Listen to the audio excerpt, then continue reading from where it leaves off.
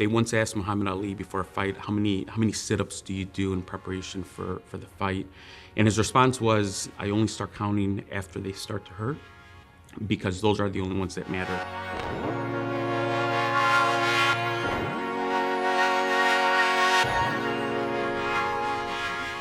I was about 3 years into my professional career.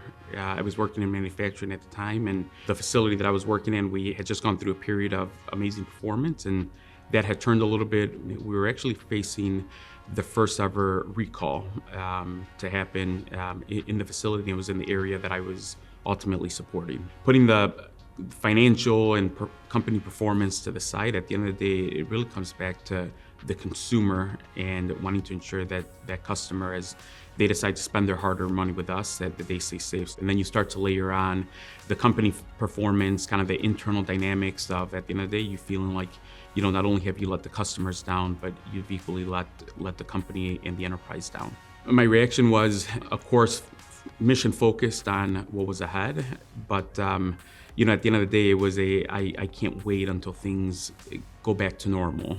One of the things that I've always done through my career in kind of the challenging times is I always like to call individuals that are very close to me, that maybe have a balcony view of the dance floor and what's going on. And so for me, this was a mentor when I was in college. And so I called him and I just said, hey, can I share what's going on currently? And he told me a famous quote that I've kept with me. It has to do with Muhammad Ali. And they once asked Muhammad Ali before a fight, how many sit-ups do you do in preparation for the fight? And his response was, I only start counting after they start to hurt, because those are the only ones that matter. And I think for me, that really was a turning point in my mindset of how I deal with adversity, change, challenges.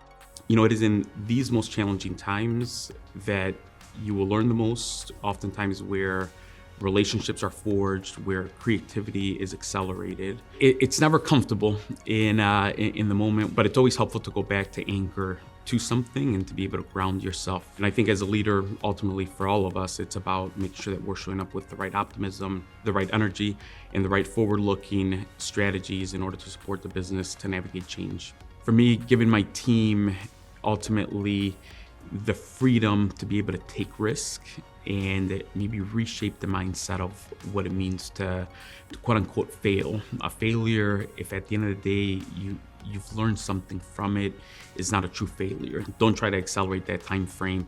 Actually take it for the learnings that it's going to help you get, that are going to pay dividends for many years to come in your career.